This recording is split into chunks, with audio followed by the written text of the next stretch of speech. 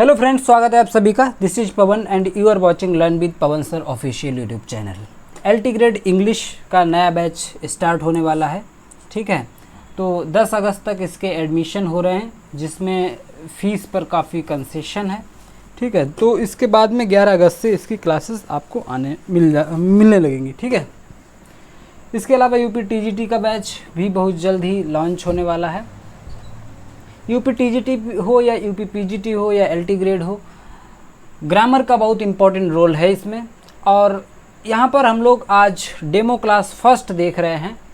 यहाँ पर हम लोग कवर करने वाले हैं आज की क्लास में सब्जेक्ट वर्ब एग्रीमेंट को।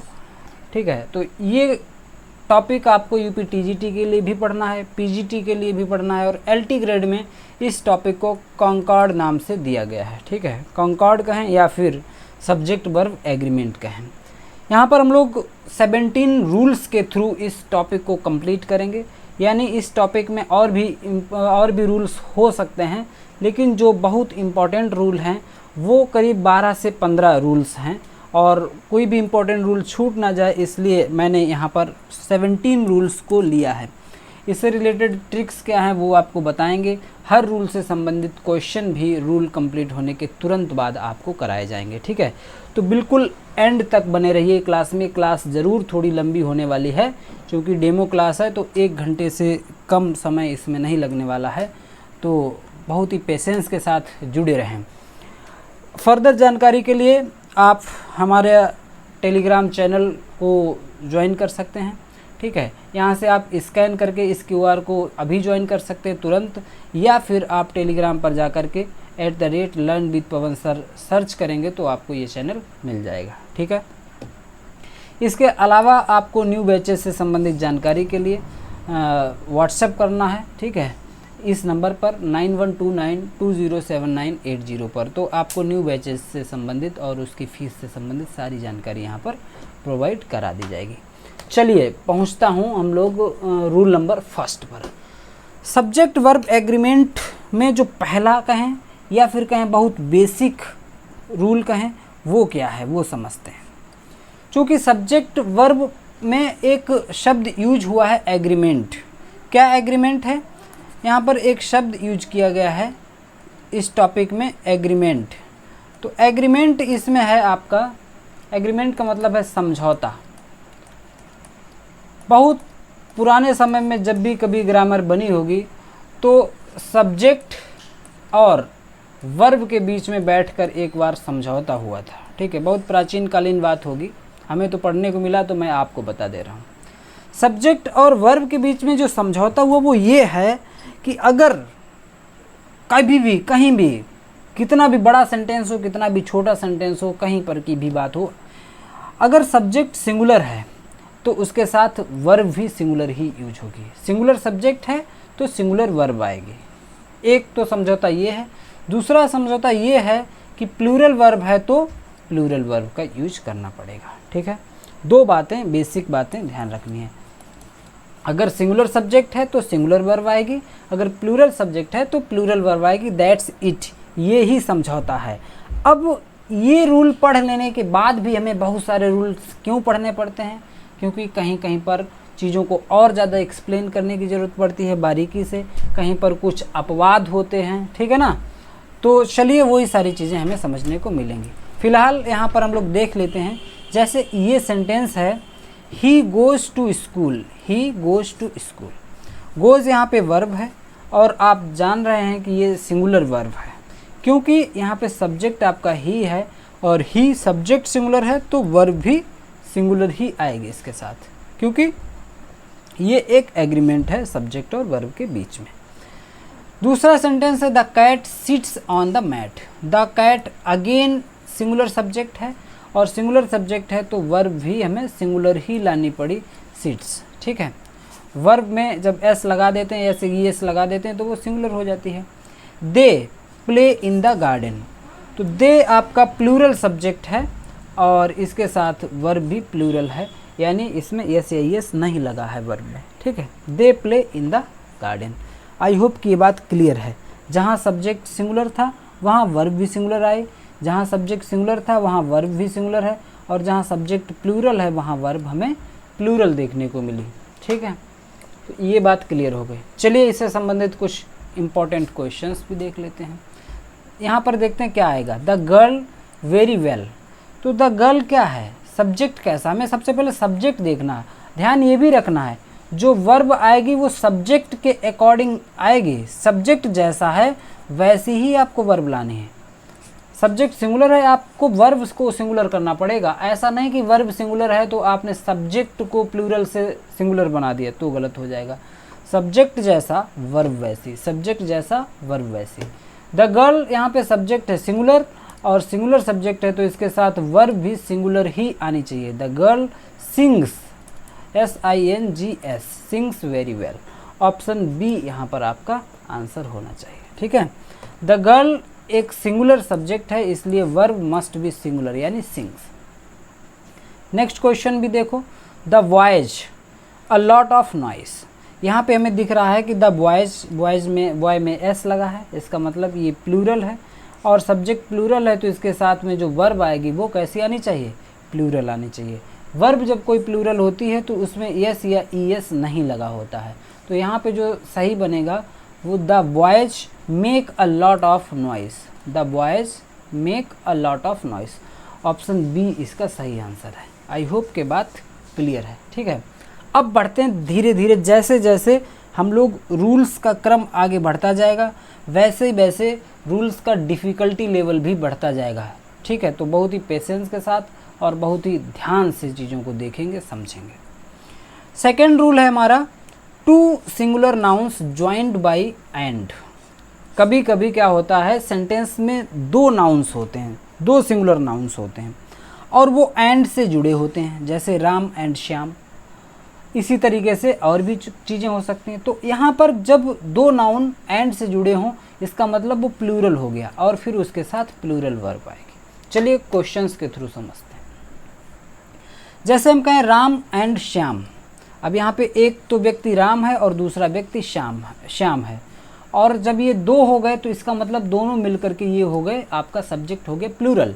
और जब सब्जेक्ट प्लूरल हो जाता है तो वर्ब भी प्लूरल ही आती है। ठीक है, तो इसलिए यहाँ पे आर है और ये सेंटेंस पूरी तरह सही है।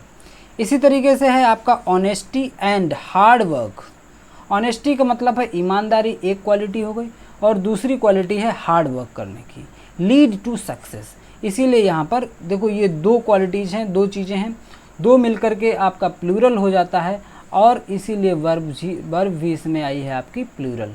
Honesty and hard work lead to success, यानी ईमानदारी से और मेहनत से जो है सफलता मिलती है, लीड टू सक्सेस। ये सेंटेंस भी पूरी तरह सही है। इसी तरीके से माई मदर एंड फादर, तो मदर एक सब्जेक्ट है और एंड से जुड़ करके दूसरा फादर, तो ये दो लोग हो गए। जब दो लोग हो गए एंड से जुड़ करके तो ये हो गया सब्जेक्ट आपका प्लूरल, और सब्जेक्ट जब प्लूरल हो गया तो वर्ब भी इसके साथ जो आएगी वो कैसी होगी, प्लूरल वर्ब होगी। My mother and father work in Delhi. अगर केवल मदर होती या केवल फादर होते तो वर्क की जगह आपको वर्क्स लगाना पड़ता और ये सब्जेक्ट और ये वर्ब सिंगुलर हो जाती। आई होप कि बात क्लियर है, रूल नंबर 2 समझ आ गया है। इससे भी संबंधित एक दो क्वेश्चंस देख लेते हैं। रितु एंड नेहा, रितु एक लड़की है और दूसरी है नेहा। जब ये दो लड़कियां हैं इसका मतलब सब्जेक्ट आपका प्लूरल हो गया। सब्जेक्ट प्लूरल हो गया तो आपको वर्ब कैसी चाहिए, प्लूरल ही चाहिए यहाँ पर। तो प्लूरल वर्ब होगी, उसमें एस या ES नहीं लगा होगा। ठीक है, तो Ritu and Neha go to college, Ritu and Neha go to college. दो सब्जेक्ट हैं ज्वाइंड बाय एंड, यानी दो सब्जेक्ट एंड से जुड़े हैं तो वो हो जाते हैं प्लूरल, और प्लूरल के हिसाब से प्लूरल ही वर्ब आएगी यानी गो। नेक्स्ट है ब्रेड एंड बटर सर्व्ड, लोगों को ब्रेड और बटर खाने के लिए दिया गया। ठीक है, तो यहाँ पर आप क्या लगाएंगे, इज का यूज करेंगे या आर का यूज करेंगे। यहाँ पर भी दो सब्जेक्ट जैसे दिख रहे हैं और एंड से जुड़े हैं तो आप लोग को तो यही लगना चाहिए कि ये आपका प्लूरल सब्जेक्ट बन गया, लेकिन मुझे लगता है कि ये प्लूरल नहीं बनेगा, क्योंकि ब्रेड एंड बटर कभी कभी क्या होता है दो सब्जेक्ट के बीच में एंड तो लगा है लेकिन वो एक ही डिश की तरह काम कर रहा है। ब्रेड एंड बटर दो चीज़ें हैं लेकिन यहाँ पर एक डिश की तरह खाने की जो सामग्री है वो उस तरीके से इसे यहाँ पर प्रेजेंट किया गया है और ये सिंगुलर माना जाएगा। जब सिंगुलर माना जाएगा तो यहाँ पर हमें इज का प्रयोग करना पड़ेगा, ठीक है ना। तो हर जगह एंड लगा होता है, इसका मतलब हर जगह प्लूरल नहीं हो जाता। कभी कभी एंड से जुड़े हुए दो शब्द एक ही मीनिंग देने वाले होते हैं, मीन्स किसी एक चीज़ की ओर डिनोट करते हैं, ठीक है, एक सिंगल आइडिया की तरफ इशारा करते हैं। तो वहाँ पर जब सिंगल आइडिया है तो सिंगुलर हो जाएगा सब्जेक्ट और आप जो वर्ब लगाएंगे वो भी सिंगुलर लगाएंगे, ठीक है। तो ऐसे कुछ आपको एक्सेप्शन भी देखने को मिल जाएंगे। रूल नंबर 3 की तरफ बढ़ते हैं। इम्पॉर्टेंट रूल है। एंड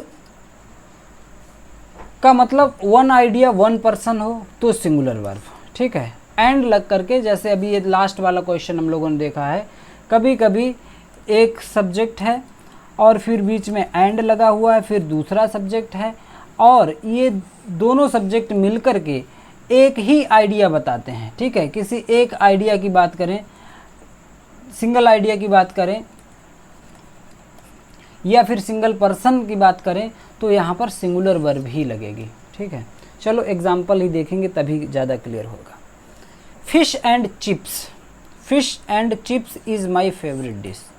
फिश के साथ में कुरकुरे चिप्स खाना जो है ये आपकी फेवरेट डिश है।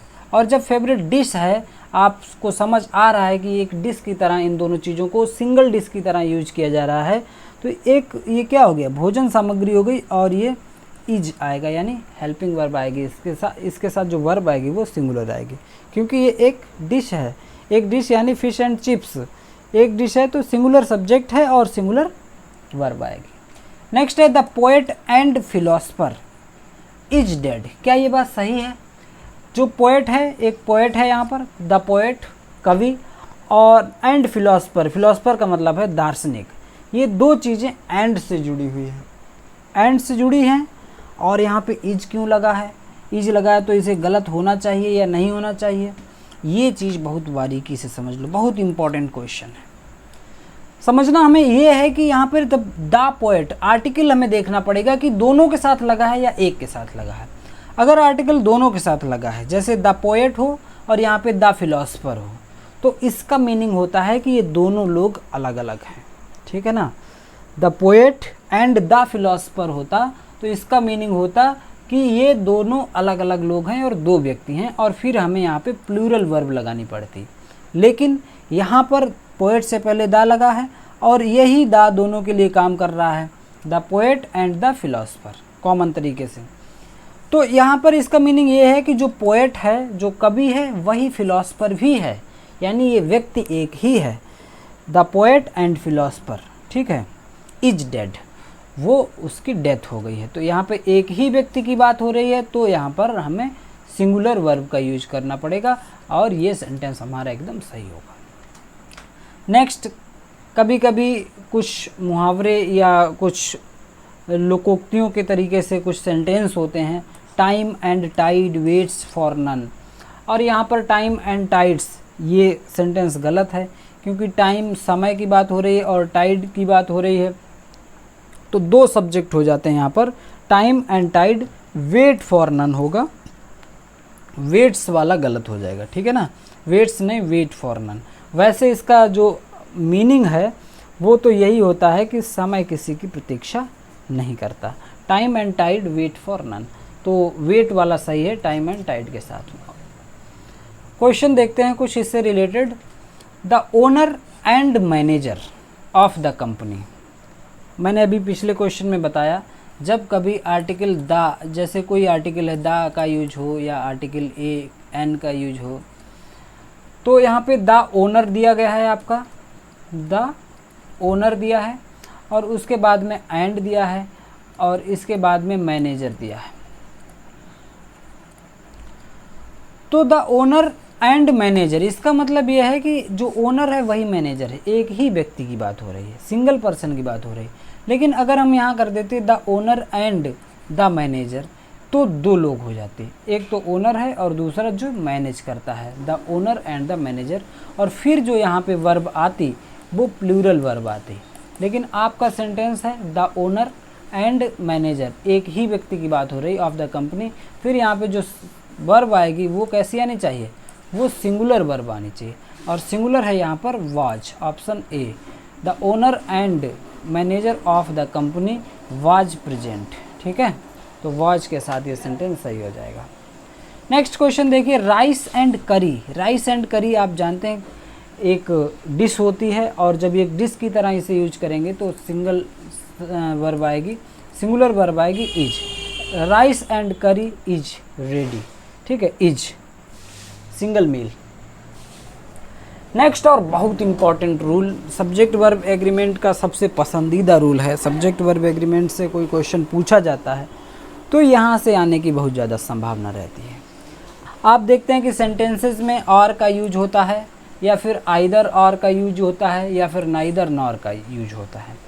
ऐसे में जो वर्ब आती है, verb agrees with the nearer subject, verb के जो सबसे नज़दीक सब्जेक्ट होता है उस सब्जेक्ट, वो सब्जेक्ट सिंगुलर है तो वर्ब सिंगुलर, और वो सब्जेक्ट प्लूरल है तो वर्ब प्लूरल, ठीक है ना, ये बात ध्यान रखना।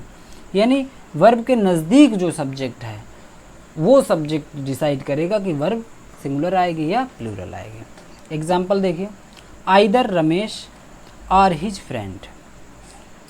आइदर के साथ में रमेश जुड़ा हुआ है और आर के साथ में हिज फ्रेंड्स जुड़ा हुआ है, लेकिन वर्ब रमेश के आसपास नहीं है, वर्ब है फ्रेंड्स के आसपास, आर यहाँ पर ये वर्ब है। तो ये आर आएगा यहाँ पे या इज आएगा या एम आएगा, ये डिसाइड करेगा वर्ब के नज़दीक वाला सब्जेक्ट। और फ्रेंड्स प्लूरल है, और फ्रेंड्स प्लूरल है तो वर्ब भी प्लूरल आई, ठीक है ना, नहीं तो रमेश के हिसाब से आती तो वर्ब सिंगुलर आ जाती। लेकिन वर्ब जहाँ पे आती है, वर्ब के नज़दीक जो सब्जेक्ट होता है वो सब्जेक्ट डिसाइड करता है कि जो वर्ब आएगी वो कैसी, सिंगुलर होगी या प्लूरल होगी। दूसरा एग्जाम्पल देखते हैं, neither the boys nor the teacher. ना ही वो लड़के, नॉर द टीचर, और ना ही टीचर, ना ही लड़के मीन्स जो स्टूडेंट्स हैं वो अवेलेबल हैं, और ना ही टीचर। तो यहाँ पे हमें इज देखने को मिल रहा है, वो इसलिए क्योंकि वर्ब के नज़दीक जो सब्जेक्ट होता है उसका नंबर और पर्सन डिसाइड करता है कि वर्ब कैसी होगी। टीचर सिंगुलर है इसीलिए वर्ब यहाँ पर इज यूज हुई है, ठीक है। अगर यहाँ पे टीचर्स होता, यहाँ सब्जेक्ट प्लूरल होता तो वर्ब भी प्लूरल हो जाती। आइदर द डॉग और द कैट्स। तो कैट्स यहाँ पे देखो वर्ब के पड़ोस में जो वर्ब जो सब्जेक्ट है वो है यहाँ पर कैट्स, और कैट्स प्लूरल है इसीलिए वर्ब भी प्लूरल आई है आर। आई होप कि कॉन्सेप्ट आप ये समझ गए हैं। चलो प्रैक्टिस करके देखते हैं कुछ questions. Neither Ravi nor his brothers. ना ही रवि ना ही उसके भाई कमिंग आ रहे हैं, तो यहाँ पे क्या होना चाहिए। आपको पता है जब कभी नाइदर नॉर से, आइदर आर से, इस तरीके से दो सब्जेक्ट जुड़े हुए हों तो जो सब्जेक्ट वर्ब के नज़दीक होता है, और वर्ब यहाँ पे आनी है, वर्ब तो यहाँ पे आएगी ना, वर्ब के नज़दीक है ब्रदर्स, और ब्रदर्स है प्लूरल, तो इसी के अकॉर्डिंग जो है सब्जेक्ट जो भी वर्ब है वो आनी है, ठीक है। तो ब्रदर्स प्लूरल है तो यहाँ पे प्लूरल वर्ब आएगी आर, ठीक है, ना कि रवि के हिसाब से आ जाएगी। Neither Ravi nor his brothers are coming, ना रवि आ रहा है ना ही उसके भाई आ रहे हैं। नेक्स्ट क्वेश्चन है इसमें, आइदर द बॉयज और the teacher. Either the boys या तो लड़के यानी या तो स्टूडेंट्स या फिर टीचर गिल्टी है, अपराधी है, तो यहाँ पे क्या होगा, टीचर सिंगुलर सब्जेक्ट है और टीचर जो है वो वर्ब के नज़दीक है, तो टीचर सिंगुलर है इसलिए यहाँ पे सिंगुलर वर्ब आ जाएगी, क्योंकि नज़दीक वाले सब्जेक्ट के नंबर और पर्सन के अकॉर्डिंग ही वर्ब आती है, ठीक है ना। तो ऑप्शन ए इसका सही आंसर हो जाएगा। आई होप कि बात क्लियर हो रही है, चीज़ें समझ आ रही हैं। अगर क्लास अच्छी लग रही है और टॉपिक समझ आ रहा है तो क्लास को लाइक ज़रूर कर दीजिए और अपने दोस्तों को शेयर भी कर दीजिए, जिससे कि बाकी सभी भी देख सकें। और बहुत इम्पॉर्टेंट रूल है, रूल नंबर 5 यहाँ पर देखने को मिल रहा है। क्वेश्चन आपसे पूछे जाते हैं कलेक्टिव नाउन्स से संबंधित। कलेक्टिव नाउन्स दो तरीके से रोल प्ले करते हैं। कभी तो कलेक्टिव नाउन्स सिंगुलर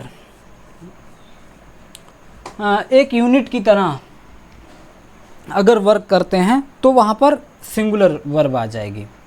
अगर कलेक्टिव नाउन्स इंडिविजुअली दिखाए जाते हैं, यानी है तो ग्रुप लेकिन अपनी अपनी राय है उनकी और अलग अलग विचार ऐसे दिखाए जाएं, मतभेद दिखाया जाए, यूनिटी ना दिखाई जाए उनमें, तो वहाँ पर वर्ब प्लूरल आती है। ठीक है, बात एग्जाम्पल से ही अच्छे से समझ आनी है, तो एग्जाम्पल देखते हैं। जैसे हम यहाँ पर देख रहे हैं द टीम इज़ विनिंग, तो जो टीम है वो जीत रही है। क्या टीम का कोई एक एक खिलाड़ी जीत रहा है, अलग अलग कोई खिलाड़ी जीत रहा है? नहीं, टीम एक सिंगल यूनिट की तरह जीत रही है। तो यहाँ पे टीम कलेक्टिव नाउन जरूर है, यानी अ ग्रुप ऑफ प्लेयर्स को टीम कहते हैं। टीम एक कलेक्टिव नाउन है क्योंकि इसमें ग्रुप ऑफ प्लेयर्स होता है, और टीम एक कलेक्टिव नाउन तो ज़रूर है लेकिन ये सिंगल यूनिट की तरह काम कर रही है यहाँ पर, इसीलिए टीम को सिंगुलर माना गया यहाँ पर, और सिंगुलर माना गया तो वर्ब इसके साथ आई सिंगुलर। ठीक है, दूसरा एग्जाम्पल देखते हैं। The committee are arguing among themselves. जो कमिटी है, कमिटी का मतलब भी ग्रुप ऑफ मेंबर्स, कमिटी में भी कई मेंबर्स होते हैं।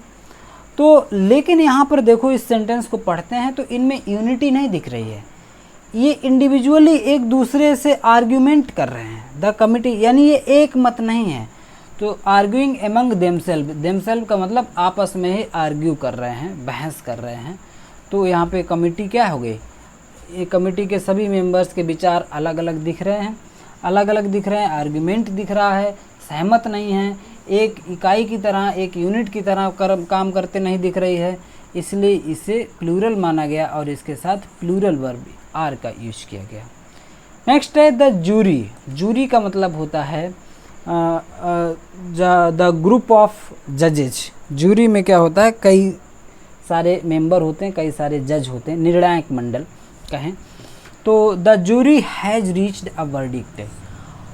जूरी में कई सारे लोग होते हैं, कई जजेज होते हैं, 4-5 जजेज होते हैं निर्णायक मंडल में, और ये 5-6 जितने भी लोग हैं ये सभी लोग किसी एक वर्डिक्ट पर पहुंचते हैं, किसी एक फैसले पे पहुंचते हैं। तो इसके लिए इन्हें एक मत होना पड़ा होगा, यानी इनके विचार एक ही रहे होंगे, है ना। तो इनके विचार सहमत हैं, तो एक यूनिट की तरह ये वर्डिक्ट का मतलब जो भी अपना फैसला है वो सुना रहे हैं। तो यहाँ पे जूरी एक मत है, एक यूनिट की तरह काम कर रही है, तो इसे हम सिंगुलर मानेंगे और इसके साथ सिंगुलर वर्ब का ही यूज करेंगे। ठीक है ना। तो आई होप की बात क्लियर है। जहाँ पर collective nouns as a unit काम कर रहे हो, सिंगल यूनिट की तरह काम कर रहे हो, मिलकर काम कर रहे हैं, सहयोग की बात दिख रही हो, तो वहाँ पर हम वर्ब सिंगुलर लगाते हैं। जहाँ पर कलेक्टिव नाउन्स इंडिविजुअली काम करते दिख रहे हों, एक मत ना हो चीज़ों पर, उनके विचारों में भिन्नता दिखे, ठीक है, तो वहाँ पर हम उन्हें प्लूरल मानते हैं और उसके साथ प्लूरल वर्ब का यूज करते हैं। आई होप कि ये कॉन्सेप्ट, ये रूल भी आपको बहुत अच्छे से समझ आ गया है और इसकी भी हम लोग प्रैक्टिस कर लेते हैं। क्वेश्चन है the audience enjoying the show. जो ऑडियंस है वो एंजॉय कर रही है शो को, ऐसा नहीं कि कुछ तो एंजॉय कर रहे हैं और कुछ लड़ाई झगड़ा कर रहे हैं, नहीं, अभी जो सॉन्ग है चेंज हो जाना चाहिए, है ना, तो अच्छा नहीं लग रहा है, इस तरीके से ये इनके विचारों में भिन्नता नहीं दिख रही है। जो ऑडियंस है वो एंजॉय कर रही है, यानी सबको अच्छा लग रहा है, एक मत है। तो यहाँ पर हमें क्या यूज करना पड़ेगा, इज का यूज होगा, क्योंकि हम इसे एक यूनिट की तरह, सिंगल यूनिट की तरह हमें ये सेंटेंस पढ़ने के बाद लग रहा है कि ऑडियंस सिंगल यूनिट की तरह यूज हो रहा है, इसलिए इसके साथ सिंगुलर वर्ब का यूज हो जाएगा। नेक्स्ट क्वेश्चन है the family divided in their opinion. बहुत अच्छी पहचान होती है, कभी कभी इसमें वर्ड यूज हो जाता है डिवाइडेड। डिवाइडेड का मतलब बट गए, आपस में विचार इनके नहीं बन रहे हैं। The family divided in their opinion. जो फैमिली है वो अपने विचारों में बट गई है, यानी किसी एक टॉपिक पर फैमिली के किसी मेंबर की दूसरी राय है और दूसरे मेंबर की कोई दूसरी राय है, ठीक है। तो एक मत नहीं है, एक यूनिट की तरह काम नहीं हो रहा है, यहाँ पर विचारों में भिन्नता है, विचारों में डिवाइडेशन है, ओपिनियन डिवाइडेड हैं, तो ये आपका प्लूरल की तरह ट्रीट किया जाएगा इसे, फैमिली को, और इसके साथ प्लूरल वर्ब आएगी। द फैमिली के साथ आर का यूज करना पड़ेगा। The family are divided in their opinion, और यहाँ पे ऑप्शन बी आपका सही हो जाएगा, एक्टिंग इंडिविजुअली। ठीक है, चलिए अगला रूल देखते हैं, रूल नंबर 6। क्लास लंबी ज़रूर होगी और पूरी क्लास देखोगे तो कम से कम 2 क्वेश्चंस का फ़ायदा आपका ज़रूर होने वाला है। ठीक है, क्योंकि इस टॉपिक से अगर 2 क्वेश्चन पूछ लिए गए तो वो 2 क्वेश्चन इन्हीं रूल से आने, इससे बाहर नहीं आना है, इन्हीं रूल्स पर बेस्ड होने हैं। ठीक है, रूल नंबर 6 देखते हैं। इनडेफिनिट प्रोनाउन से संबंधित क्वेश्चन होता है। इनडेफिनिट प्रोनाउन जितने भी होते हैं ये सिंगुलर ही माने जाते हैं, सिंगुलर ही होते हैं। जैसे यहाँ पे हम बात करें ईच, एवरी, एवरीवन। ईच का मतलब भी प्रत्येक होता है, एवरी, एवरीवन, समवन, नोबडी। तो ये क्या है, इनडेफिनिट प्रोनाउंस हैं और ये सिंगुलर की तरह यूज होते हैं। सिंगुलर सब्जेक्ट, अगर कभी सब्जेक्ट की तरह काम कर रहे हैं तो सिंगुलर सब्जेक्ट माने जाते हैं, और जब सब्जेक्ट सिंगुलर होगा तो वर्ब भी इनके साथ सिंगुलर आती है। जैसे हम कहें एवरीवन इज रेडी, एवरीवन का मतलब हर कोई तैयार है, एवरीवन आपका इंडेफिनिट प्रोनाउन है तो इसके साथ सिंगुलर वर्ब आ जाएगी। Each of the boys has a pen. अब आपको बॉयज को देखकर ये नहीं समझ लेना है कि बॉयज तो प्लूरल है तो वर्ब आएगी प्लूरल, सेंस भी समझना है। इंग्लिश ग्रामर में रूल्स के साथ साथ सेंस का बहुत बड़ा रोल है। ठीक है, सेंस क्या है इस सेंटेंस का, ईच ऑफ द बॉयज यानी जो बॉयज हैं, बॉयज बहुत सारे हैं लेकिन उसमें से ईच का मतलब प्रत्येक, हर लड़के के पास हैज़ अ पेन, तो प्रत्येक ईच के लिए यहाँ पर हैज़ यूज हुआ है, ईच के हिसाब से हैज़ है, ना कि बॉयज के हिसाब से। ठीक है, तो each of the boys has a pen, प्रत्येक लड़के के पास पेन है। नेक्स्ट एग्जाम्पल है nobody knows the answer. Nobody का मतलब कोई नहीं, और कोई नहीं वैसे भी नोबडी आपका इंडेफिनिट प्रोनाउन है, सिंगुलर ही ट्रीट हो रहा है तो ये आपका सिंगुलर वर्ब आ जाएगी, यानी नो में एस या एस जोड़ दिया जाएगा, जो भी सही होगा। प्रैक्टिस क्वेश्चन भी देख लेते हैं। ईच ऑफ द गर्ल्स, जो भी गर्ल्स हैं उसमें से हर एक लड़की, और हर एक लड़की के साथ में ईच के साथ में आप जानते हैं, आप समझ गए कि हैज़ का ही यूज होना है। Each of the girls has a book, प्रत्येक लड़की के पास एक बुक है। नेक्स्ट है एवरीवन। एवरीवन टू सक्सीड, और एवरीवन भी आप जानते हैं कि आपका इंडेफिनिट प्रोनाउन है, तो यहाँ पर भी आपका इंडेफिनिट के हिसाब से ये सिंगुलर भी होगा और सिंगुलर वर्ब भी आएगी। Everyone wants to succeed, option B सही हो जाएगा, एवरीवन वांट्स टू सक्सीड। और ये बात भी क्लियर हो गई। अब हम लोग बढ़ेंगे नेक्स्ट रूल की तरफ, ठीक है ना। रूल नंबर 7, रूल नंबर 7 देखिए क्या है। प्लूरल फॉर्म, कभी कभी क्या होता है प्लूरल फॉर्म ना इसे हम कहें, आप ये मान लो कि जो चीज़ें हैं वो दिखती प्लूरल जैसी हैं, जो वर्ड है जो सब्जेक्ट है वो लिखने में आप देखेंगे कि वो प्लूरल जैसा दिख रहा है, लेकिन उसका मीनिंग सिंगुलर हो, उसका वर्क सिंगुलर हो, तो उसके साथ वर्ब भी सिंगुलर ही आती है। जैसे मैथमेटिक्स एक सब्जेक्ट का नाम है, लेकिन कई बार इसमें एस लगा होने से कंफ्यूज हो सकता है कोई भी रीडर, कोई भी स्टूडेंट। ऐसे ही न्यूज है, हमेशा सिंगुलर रहता है, ठीक है, प्लूरल दिखता है लेकिन सिंगुलर होता है। पॉलिटिक्स हो गया, फिजिक्स हो गया, इकोनॉमिक्स हो गया, जितने भी सब्जेक्ट के नाम हैं ये सभी आ जाएंगे इस कैटेगरी में, जो कि प्लूरल जैसे दिखते हैं लेकिन सिंगुलर होते हैं। और जब सिंगुलर होते हैं आप जानते हैं एग्रीमेंट वही है कि अगर वर्ब आपका सब्जेक्ट सिंगुलर है तो वर्ब भी कैसी होने वाली है, सिंगुलर ही वर्ब आएगी उसके साथ, ठीक है। एग्जाम्पल देखते हैं। मैथमेटिक्स इज टफ, मैथमेटिक्स यहाँ पे इसे सिंगुलर है और सिंगुलर है तो सिंगुलर वर्ब आ गई। द न्यूज, जो न्यूज है वो बहुत ही शॉकिंग है और न्यूज हमेशा सिंगुलर होता है और इसके साथ singular verb. Politics is complicated, politics जो है बहुत ही जटिल कह सकते हैं, अपने आप में बहुत जटिल नेचर की होती है, तो पॉलिटिक्स भी आपको सिंगुलर की तरह यूज हो रही है पॉलिटिक्स, और यहाँ पर भी वर्ब आपकी सिंगुलर रहेगी, ठीक है। तो ऐसे भी कुछ वर्ड हैं, ऐसे कुछ सब्जेक्ट हैं, ऐसे कुछ नाउन हैं हम कह सकते हैं जो दिखने में प्लूरल जैसे होते हैं, लेकिन हमें क्या है समझना होगा वो सिंगुलर हैं तो उनके साथ सिंगुलर वर्ब ही लगाओगे, तभी आंसर सही होगा।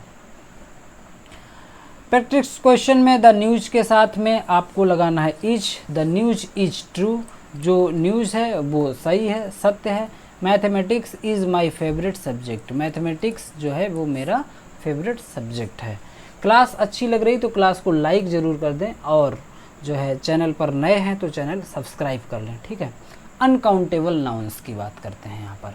रूल नंबर 8 है अनकाउंटेबल नाउन्स। देखिए जो नाउन्स हैं जिन्हें काउंट नहीं किया जा सकता, जिस चीज़ को काउंट नहीं किया जा सकता वो हमारी मजबूरी होती है कि हम उसे सिंगुलर ही मानते हैं।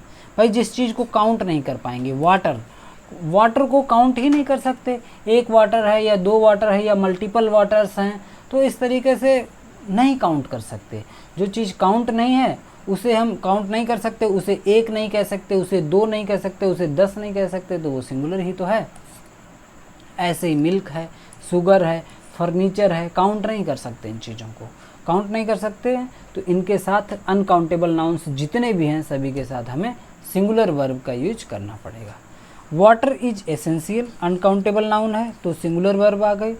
शुगर अनकाउंटेबल नाउन है तो सिंगुलर वर्ब आ गई। फर्नीचर अनकाउंटेबल नाउन है तो सिंगुलर वर्ब आ गए।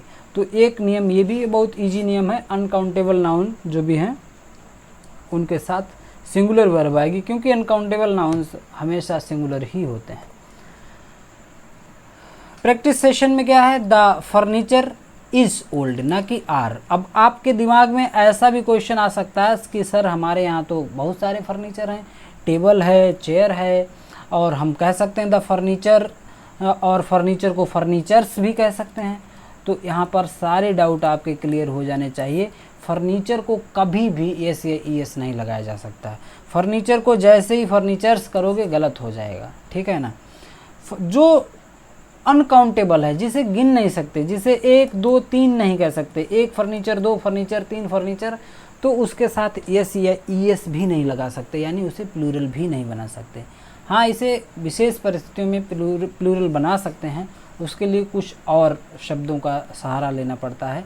जैसे हम कहें the article, 2 articles of furniture, यानी फर्नीचर की 2 चीज़ें, ठीक है, तो वहाँ आर्टिकल्स में लगा सकते हो आप, फर्नीचर में नहीं लगा सकते हो, ठीक है। तो द फर्नीचर्स आर ओल्ड कर दोगे गलत हो जाएगा, द फर्नीचर इज ही रहेगा हमेशा। नेक्स्ट है मिल्क, गुड फॉर हेल्थ। तो मिल्क आपका अनकाउंटेबल नाउन है, इज ही आएगा, यानी हमेशा सिंगुलर वर्ब ही यूज होगी। Milk is good for health.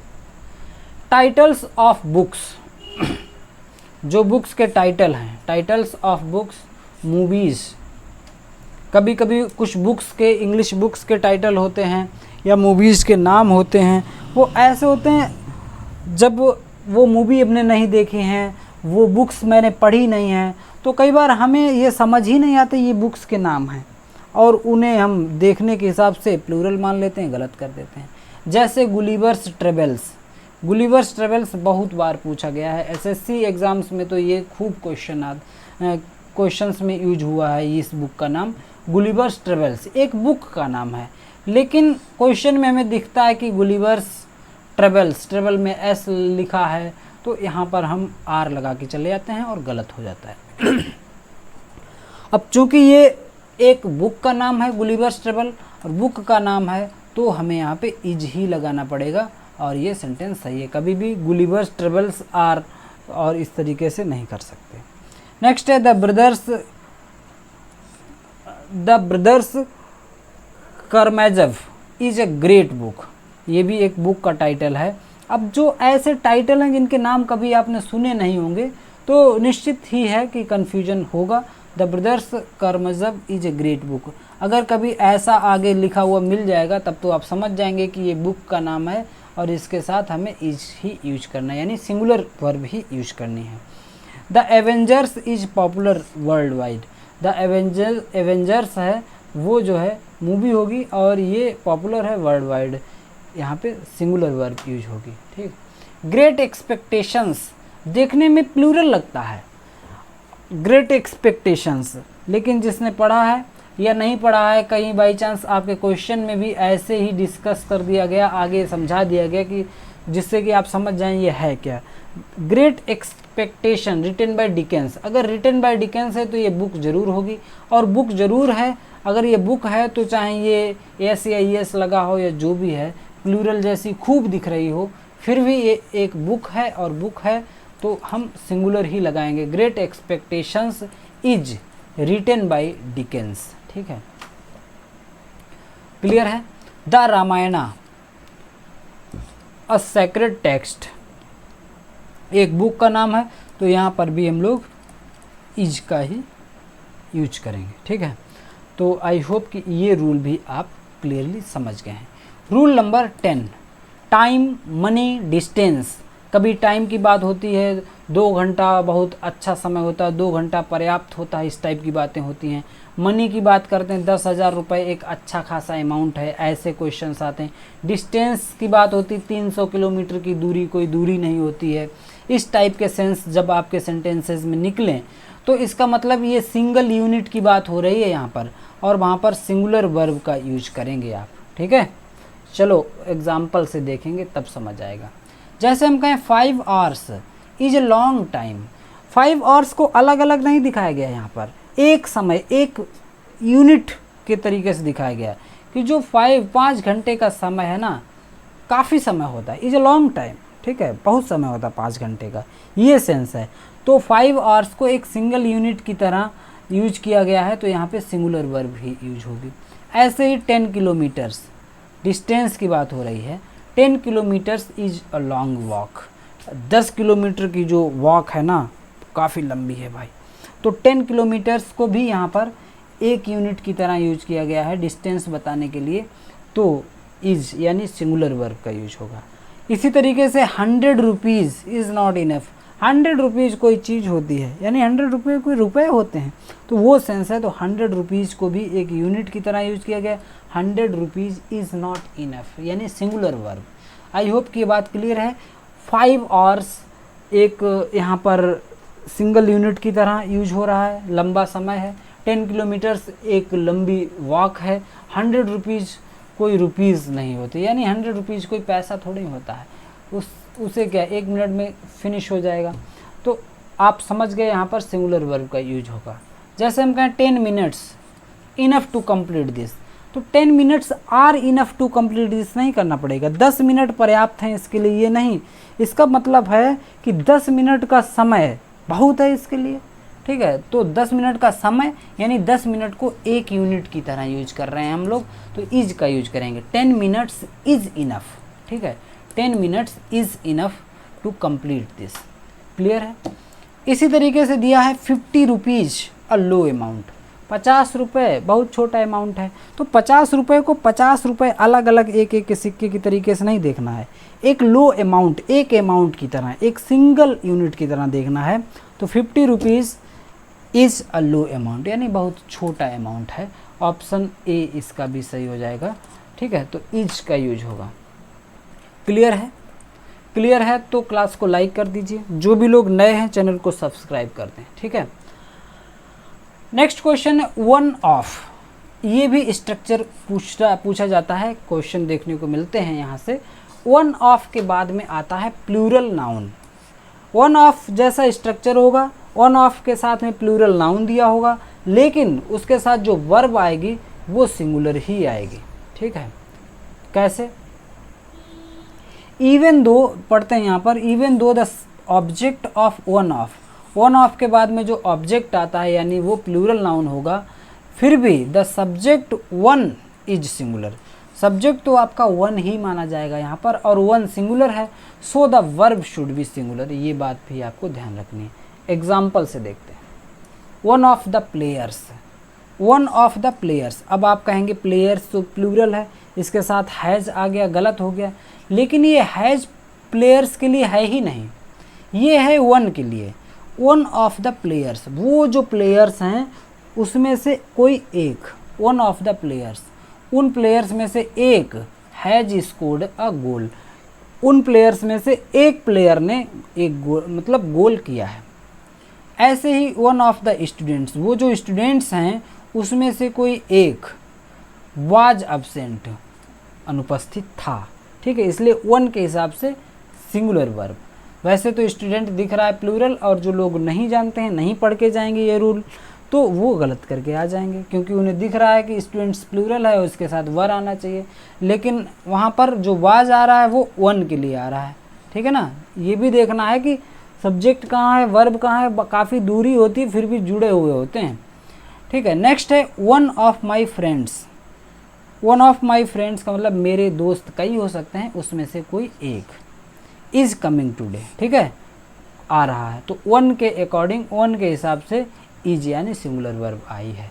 ठीक है, तो वन ऑफ के बाद कभी भी आपको प्लूरल नाउन दिखे तो आपको उसके साथ बिना सोचे समझे प्लूरल वर्ब नहीं लगा देनी है। वन ऑफ आपका सब्जेक्ट होगा और वन सिंगुलर है, तो भले ही उसके बाद प्लूरल नाउन है और आपको वर्ब यूज करनी है सिंगुलर। क्लियर है, इंपॉर्टेंट है ना रूल। क्वेश्चन देखते हैं इससे related. One of the girls, उन लड़कियों में से कोई एक, और हैज़ वॉन द प्राइज, यहाँ पे हैज़ का यूज होगा। ठीक है, ऑप्शन बी सही हो जाएगा। इसी तरीके से देखो यहाँ दिया है वन ऑफ द गर्ल्स में वन सब्जेक्ट है, और वन सब्जेक्ट है तो वन के लिए has. One of the boys, जो भी बॉयज हैं उसमें से कोई एक, और इज प्लेइंग आउटसाइड, तो यहाँ पे आ जाएगा आपका is. One of the boys is playing outside, option A सही है। ठीक है, rule number 12, rule number 12, a number of. कभी कभी आपको सेंटेंस में देखने को मिलता है लिखा होगा अ नंबर ऑफ, और कभी देखने को मिलेगा द नंबर ऑफ, दोनों का मीनिंग अलग है। अ नंबर ऑफ का मतलब होता है बहुत सारे, अ नंबर ऑफ का मतलब होता है बहुत सारे। A number of people were there, बहुत सारे लोग वहाँ पर थे। ठीक है, तो अ नंबर ऑफ का मतलब होता है बहुत सारे, और इसका मतलब वो सब्जेक्ट हो गया आपका प्लूरल, और प्लूरल हो गया तो अ नंबर ऑफ के साथ आएगा प्लूरल वर्ब। लेकिन द नंबर ऑफ का मतलब वो जो नंबर है, टोटल काउंट की बात कर रहा है, उसे सिंगुलर नंबर की तरह यूज किया जाता है। और द नंबर ऑफ अगर किसी सेंटेंस में, तो वहाँ पर हमें उसके साथ सिंगुलर वर्ब यूज करना। बहुत इंपॉर्टेंट रूल है, गोल्डन रूल है, रूल नंबर 12 भूलना नहीं है। अ नंबर ऑफ के साथ plural verb, the number of के साथ सिंगुलर वर्ब। ठीक है, एग्जाम्पल देखिए। A number of students are absent. A number of का मतलब मैंने बताया, अ नंबर ऑफ स्टूडेंट्स का मतलब कई सारे स्टूडेंट्स, बहुत बड़ी संख्या में जो स्टूडेंट्स हैं एब्सेंट हैं। तो अ नंबर ऑफ के हिसाब से क्लियर दिख रहा है कि बहुत ज़्यादा स्टूडेंट्स हैं, तो प्लूरल वर्ब आएगी। लेकिन यहाँ पे दिया है the number of applicants is increasing, जो फॉर्म भरने वाले लोगों की संख्या है, the number of applicants, applicants का जो नंबर है, संख्या है, वो इंक्रीज होती जा रही है। ठीक है, तो द नंबर ऑफ को पढ़ने के बाद सेंस ही निकलता है कि ये सिंगुलर है।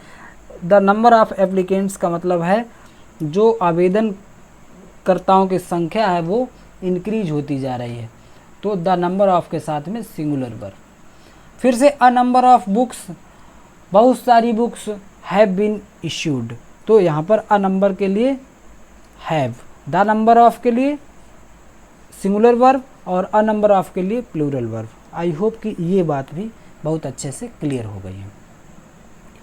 इससे रिलेटेड भी क्वेश्चन देखते हैं। द नंबर ऑफ कैंडिडेट्स, जो कैंडिडेट्स का नंबर है यानी कैंडिडेट्स की संख्या है बहुत ज़्यादा है, वो सेंस है यहाँ पे, इज हाई।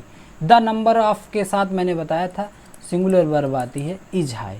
ठीक है, ऐसे ही दूसरा क्वेश्चन देखते हैं। अ नंबर ऑफ प्लेयर्स, बड़ी संख्या में जो प्लेयर्स हैं, हैज सेलेक्टेड या हैव सेलेक्टेड, तो हैव सेलेक्टेड यहाँ पे आएगा, और हैव के साथ बीन भी आएगा, ये भी ध्यान रखना, अपने पास से लगाओ। A number of players have been selected, बहुत सारे खिलाड़ी जो हैं वो सेलेक्ट किए गए। ठीक है, तो ये बात भी क्लियर हो गई। अब देखते हैं रूल नंबर 13। रूल नंबर 13 क्या कहता है? Sentences beginning with their. हाँ, बहुत इंपॉर्टेंट रूल है। कभी कभी आप देखेंगे कि कुछ सेंटेंसेज की शुरुआत देयर से हो रही होती है या फिर हेयर से हो रही होती है, लेकिन यहाँ पे वर्ब किसके हिसाब से है? अब देयर को तो हमें पता ही नहीं, देयर सिंगुलर है या प्लूरल है, हेयर सिंगुलर है या प्लूरल है, कैसे पता चलेगा? जैसे कहें देयर इज अ पेन, तो वहाँ एक पेन है, तो देयर आर मैनी पेन्स, तो देयर के साथ आर भी आ गया, देयर के साथ इज भी आ गया। कब आएगा सिंगुलर, कब आएगा प्लूरल, ये बात आपको यहाँ पर समझ आ जाएगी। ठीक है, क्या है नियम, verb agrees with real subject that follows. ये जो देयर हेयर है ना, ये रियल सब्जेक्ट नहीं होते हैं किसी सेंटेंस में, कभी कभी कुछ चाहिए होता है ज़रूरी तौर पर, तो ये ब्लैंक सब्जेक्ट की तरह काम करते हैं कहीं कहीं पर किसी सेंटेंस में, लेकिन इसके साथ इसी सेंटेंस में आगे चलकर कहीं पर रियल सब्जेक्ट भी दिया होगा, और वो रियल सब्जेक्ट जो है सिंगुलर है तो देयर के साथ में सिंगुलर वर्ब आ जाएगी, वो रियल सब्जेक्ट प्लूरल है तो देयर के साथ में प्लूरल वर्ब आ जाएगी। ऐसे ही हेयर के साथ है।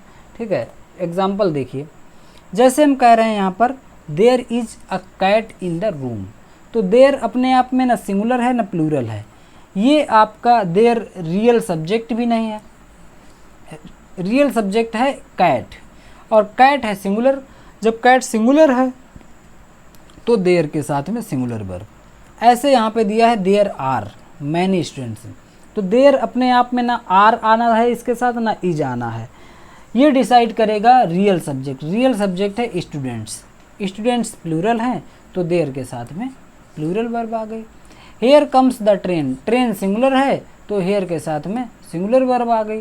अगर यहाँ पे ट्रेन प्लूरल होता तो हेयर के साथ में प्लूरल वर्ब आ जाती। ठीक है, तो देयर, खासतौर पे हेयर तो उतना नहीं आता है, देयर से ज़्यादा क्वेश्चन बनते हैं, तो देयर अपने आप में सिंगुलर वर्ब भी ले सकता है और प्लूरल वर्ब भी ले सकता है, डिसाइड करेगा इसके बाद आने वाला जो रियल सब्जेक्ट है वो कैसा है। रियल सब्जेक्ट सिंगुलर है तो देयर के साथ singular verb, real subject plural है तो देयर के साथ प्लूरल वर्ब। बात क्लियर है? चलिए प्रैक्टिस देखते हैं क्या है। There many reasons to protest, तो देयर के साथ आप बता नहीं पाएंगे क्या आएगा, लेकिन मैनी रीजन्स देख लेंगे तो रीजन्स जो हैं वो यहाँ पे प्लूरल शो कर रहा है, तो इसका मतलब यहाँ पे देयर के साथ आएगा आर, क्योंकि रियल सब्जेक्ट है रीजन्स और वो है प्लूरल, तो देयर के साथ आएगा प्लूरल वर्ब। ठीक है, ऐसे ही देखो रीजन्स क्या है, प्लूरल था और इसीलिए आर का यूज हुआ।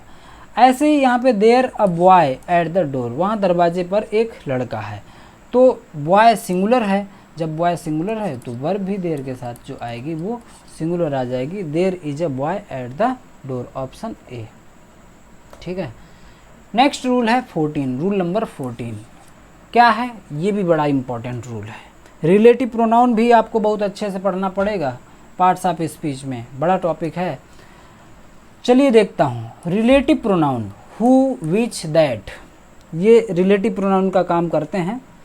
ठीक है, verb agrees with the antecedent, antecedent का मतलब होता है पूर्ववर्ती, जो पूर्ववर्ती है इसके पहले यानी जो आया है, हु विच दैट से पहले जो नाउन आया है उस नाउन के हिसाब से वर्ब आएगी, क्योंकि हु विच दैट से क्लियर नहीं होता कि ये सिंगुलर हैं या प्लूरल हैं। ठीक है, ये जिसके लिए काम कर रहे हैं वैसा ही आपको नाउन, वैसा ही आपको वर्ब देना पड़ेगा। जैसे हम कहें आई दिया है और आई के बाद दिया है हु, तो यहाँ पे हु रिलेटिव प्रोनाउन है और हु अपने लिए काम नहीं कर रहा है, हु आई के लिए काम कर रहा है।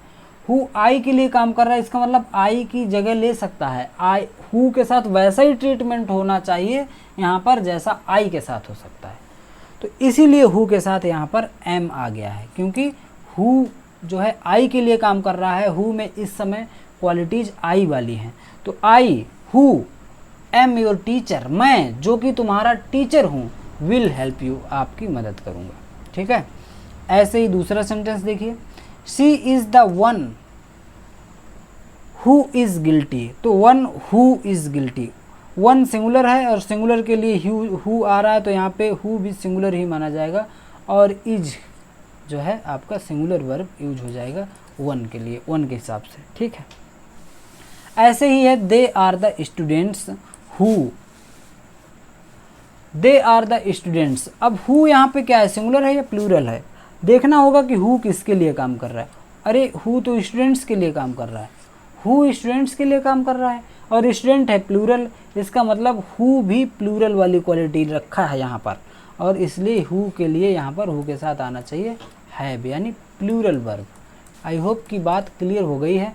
हु विच दैट, इनसे पहले जो नाउन आता है उस नाउन को एंटीसीडेंट नाउन कहते हैं, पूर्ववर्ती नाउन कहते हैं। और वो नाउन सिंगुलर है तो हु के बाद, विच के बाद, दैट के बाद सिंगुलर वर्ब आएगी। और अगर ये नाउन इससे पहले आने वाले अगर प्लूरल हो गए तो ये जो है आपकी प्लूरल वर्ब आ जाएगी हु, विच, दैट के बाद में। ठीक है,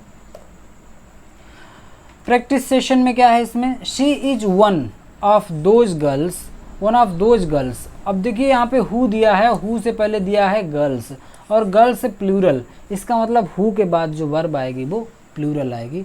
आर लगा दीजिए आंख बंद करके। She is one of those girls who are intelligent, जो कि इंटेलिजेंट हैं। ठीक है, दोज गर्ल्स प्लूरल है और यही एंटीसीडेंट भी है, इसलिए हु के साथ आर। इट इज़ आई, ये मैं ही हूँ, हु टू ब्लेम, तो आई आ गया और हु जो है आई के लिए काम कर रहा है, तो आई हु के साथ वही वर्ब आएगी जो आई के साथ आ सकती है, और आई के साथ आता है एम। ठीक है, ऐसे सेंटेंस देखकर आपको बहुत ही आड़े तिरछे ना लगें, ये रूल्स हैं, ये आपको सीखने, इन्हीं से क्वेश्चन आना है। सब्जेक्ट वर्ब एग्रीमेंट बहुत इंपॉर्टेंट टॉपिक है, इसीलिए मैंने इस टॉपिक को डेमो क्लास के लिए रखा। अगर इस डेमो क्लास को भी आपने ध्यान से अच्छे से देख लिया तो समझ लो आपका सब्जेक्ट वर्ब एग्रीमेंट कंप्लीट हो गया। ठीक है, आपसे जितना पूछा जाएगा वो सब कुछ इसमें है। It is I who am to blame. ठीक है, तो ये हो गया आपका क्लियर। नेक्स्ट रूल देखिए, रूल नंबर 15 है। रूल नंबर 15 बहुत ही छोटा सा रूल है, विथ फ्रैक्शंस। फ्रैक्शंस का मतलब यहाँ कभी कभी पार्ट की बात होती है, परसेंटेज की बात होती है किसी किसी सेंटेंस में, तो ऐसे में verb agrees with noun after of. तो यहाँ पर ऑफ भी दिखेगा, ऑफ के बाद जो नाउन है उसके अकॉर्डिंग जो है वर्ब आएगी। यहाँ पे एग्जाम्पल देखते हैं तभी समझ आएंगी सारी चीज़ें। जैसे यहाँ दिया है half of the cake, half of the cake. Half यहाँ पे फ्रैक्शन की बात हो रही है, पार्ट की बात हो रही है, हाफ ऑफ द केक। अब ऑफ के बाद जो नाउन है वो क्या है, द केक है, और केक सिंगुलर है, तो इसके साथ में वर्ब कैसी आ जाएगी, सिंगुलर आ जाएगी, और ये सेंटेंस सही हो गया। ऐसे ही यहाँ पे दोबारा से दिया है हाफ ऑफ द एप्पल्स। अब देखो पहले यहाँ केक सिंगुलर था तो सिंगुलर वर्ब आ गई, यहाँ पे एप्पल्स जो हैं प्लूरल है, और एप्पल्स प्लूरल है, ऑफ के बाद नाउन जो है प्लूरल है, तो इसके साथ प्लूरल वर्ब आएगी आर। ठीक है, तो verb agrees with noun after of. Of के बाद जो नाउन है उसके हिसाब से वर्ब आएगी। वो नाउन सिंगुलर है तो वर्ब सिंगुलर, वो नाउन प्लूरल है तो वर्ब प्लूरल। ऐसे ही नेक्स्ट क्वेश्चन देखिए परसेंटेज वाला। जैसे यहाँ पे दिया है 60% ऑफ द पॉपुलेशन, जो जनसंख्या है उसका 60% इज लिटरेट, तो क्या सही है, verb agrees with noun after of. Of के बाद जो नाउन है, ऑफ के बाद नाउन है पॉपुलेशन, और ये है आपका सिंगुलर नाउन, और जब नाउन सिंगुलर है तो इसके साथ जो वर्ब आएगी वो भी सिंगुलर आ गई, इज आ गया, बिल्कुल सही है, कोई प्रॉब्लम नहीं। प्रैक्टिस क्वेश्चंस देखते हैं। 1/3, ये देखो फ्रैक्शन वाली बात हो गई, 1/3 of the books.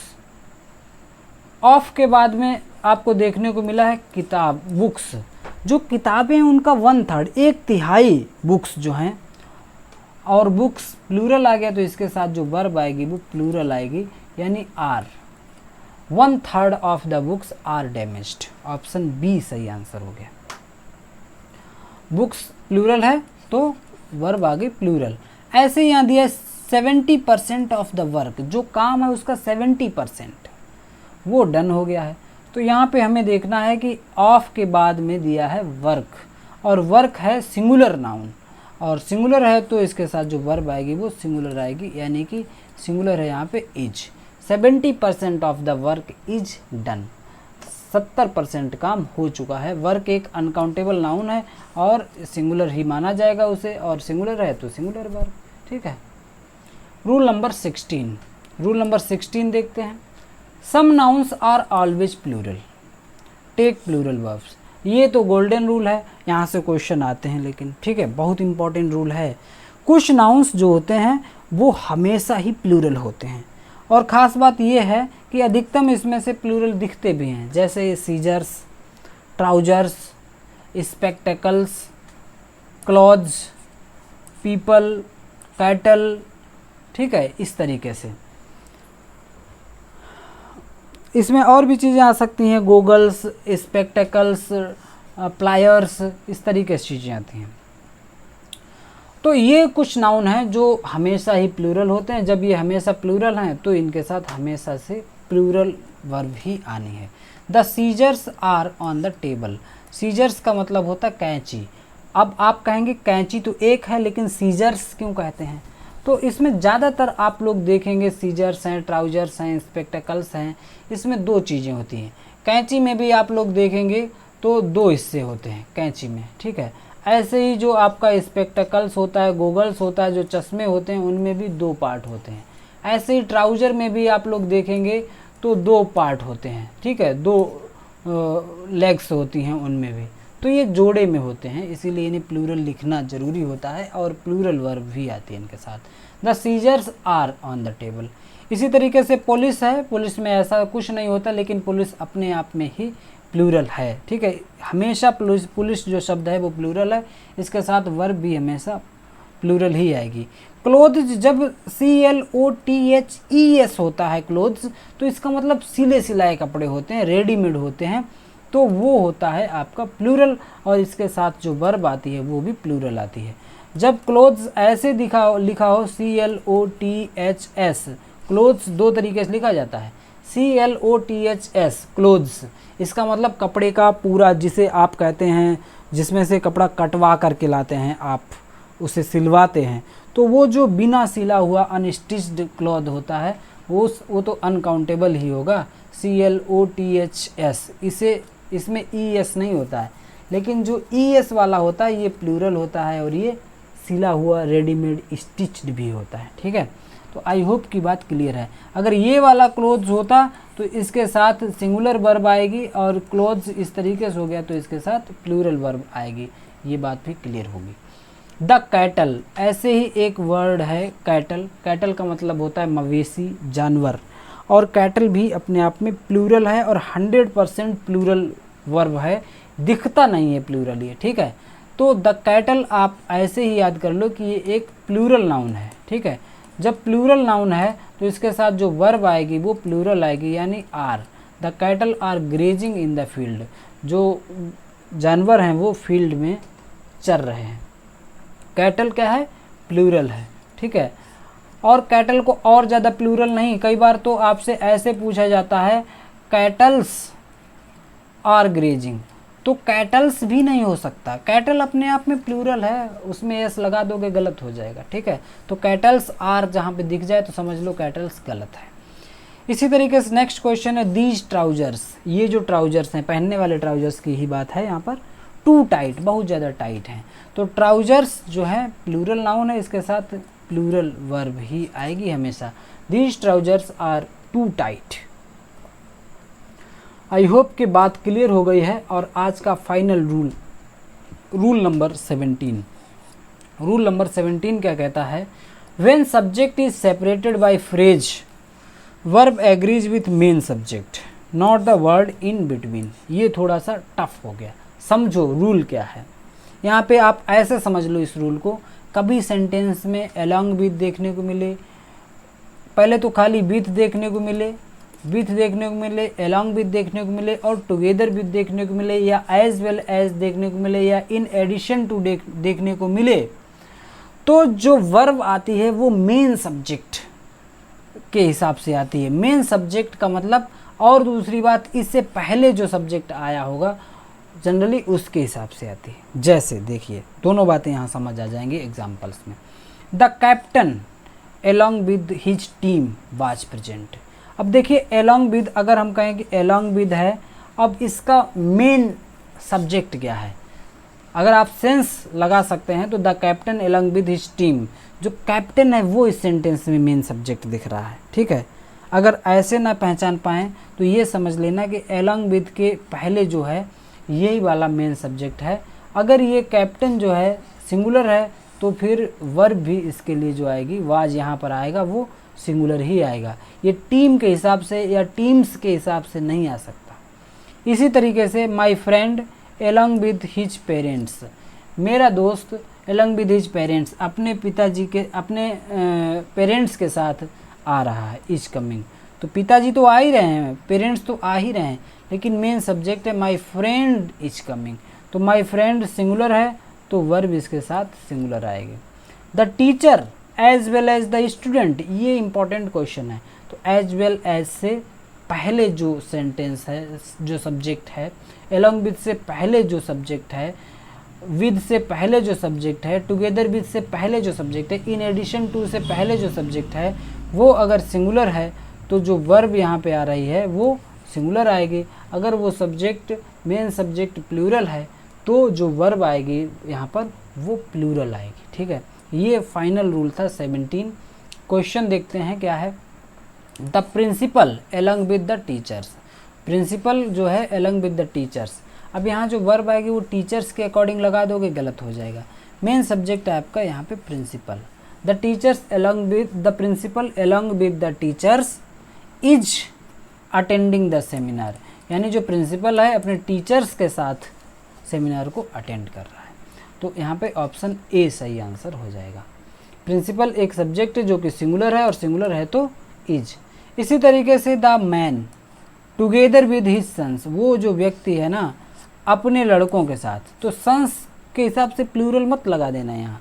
The man main है और दूसरी चीज़ टुगेदर विद से पहले भी है, दोनों बातें आपको सही हो रही हैं। तो द मैन सिंगुलर है तो यहाँ पर was arrested, the man together with his sons was arrested, उस व्यक्ति को अपने लड़कों के साथ में अरेस्ट कर लिया गया, वाज अरेस्टेड।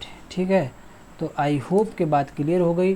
कभी भी सेंटेंस में with, together with, as well as, along with, इस तरीके से इन एडिशन टू, इस टाइप के कभी फ्रेजेस दिखें तो आप दो बातें याद रखें, या तो आप मेन सब्जेक्ट पहचान लें, अगर नहीं पहचान पाते हैं तो इनसे पहले जो सब्जेक्ट आता है उसके अकॉर्डिंग जो है वो वर्ब लग जाएगी। ठीक है, तो इस तरीके से हम लोगों ने रूल नंबर 17 भी कंप्लीट कर लिए। अब जो कॉन्कॉर्ड नाम का जो आपका टॉपिक है एलटी ग्रेड में या फिर यूपी टीजीटी पीजीटी में सब्जेक्ट वर्ब एग्रीमेंट के हिसाब से देखें तो ये टॉपिक आपका सब्जेक्ट वर्ब एग्रीमेंट या कहें कॉन्कॉर्ड एकदम कंप्लीट हो गया, फुल हो गया, फाइनल हो गया। ठीक है, यहाँ से जो भी पूछा जाएगा इन्हीं रूल्स पर बेस्ड होगा। तो आपने क्या सीखा, 17 इम्पॉर्टेंट रूल्स सीखे हैं आज। ठीक है, इसमें आपने 51 एग्जाम्पल सीखे हैं, हर क्वेश्चन में 3 एग्जाम्पल्स आपको देखने को मिल रहे थे। इसके अलावा 34 प्रैक्टिस क्वेश्चन भी आपने किए हैं, हर रूल के बाद में 3 एग्जाम्पल आपको देखने को मिले हैं और 2 प्रैक्टिस क्वेश्चंस देखने को मिले हैं विद डिटेल्ड एक्सप्लेनेशन। तो हमें नहीं लगता है कि इस चैप्टर में कुछ भी आधा अधूरा छूटा होगा। अगेन आपको याद दिला देते हैं कि टेलीग्राम चैनल ज्वाइन करना बहुत ज़रूरी है। यहाँ पर मैं चीज़ें अपडेट करता हूँ, जो भी पता चलता है, जो भी जानकारी होती है आपके लिए ज़रूरी यहाँ शेयर करता हूँ। क्लासेस के बारे में, न्यू बैचेज के बारे में यहाँ पे आपको जानकारी मिलती है। अभी तक ज्वाइन नहीं किया है तो इस QR को आप स्कैन करके ज्वाइन कर सकते हैं या फिर टेलीग्राम पे जाकर सर्च करें @LearnWithPawan Sir। ठीक है, तो आपको मिल जाएगा, वहाँ से ज्वाइन कर लें। और न्यू बैचेज की जानकारी के लिए आप हमें मैसेज कर सकते हैं 9129207980 पर। ठीक है, व्हाट्सएप मैसेज कर सकते हैं आप लोग, यहाँ पर हम आपको नए बैचेज की जानकारी भी दे देंगे। अभी एलटी ग्रेड और यूपी टीजीटी इसके लिए थ्योरी, प्रैक्टिस और कॉम्बो बैच चल रहे हैं। इसके अलावा पीजीटी इंग्लिश के लिए प्रैक्टिस बैच भी जल्दी ही आपके लिए उपलब्ध हो जाएगा। ठीक है, तो बने रहें हमेशा ही इस 9 PM के सेशन में। और ये पहली डेमो क्लास थी, आप लोग देखेंगे। इससे पहले आप बहुत सारी क्लासेस वॉच कर चुके हैं, लिटरेचर पर भी, ग्रामर पर भी, और आपका विश्वास, आपका प्यार इतना ज़्यादा मिल रहा है, इतने अच्छे कमेंट्स आपके आते हैं, इतनी प्रशंसा आप लोग करते हैं और इतने कम समय में इतनी अधिक संख्या में आप लोग जुड़े हैं हमसे। ये दिखाता है कि आप लोग मुझ पर कितना विश्वास करते हैं। मेरी भी जिम्मेदारी बनती है आपको बेहतर से बेहतर कंटेंट उपलब्ध कराएं और आप सफल हों। मिलेंगे अगली क्लास में। Till then keep learning and keep watching. Thank you, thanks for watching.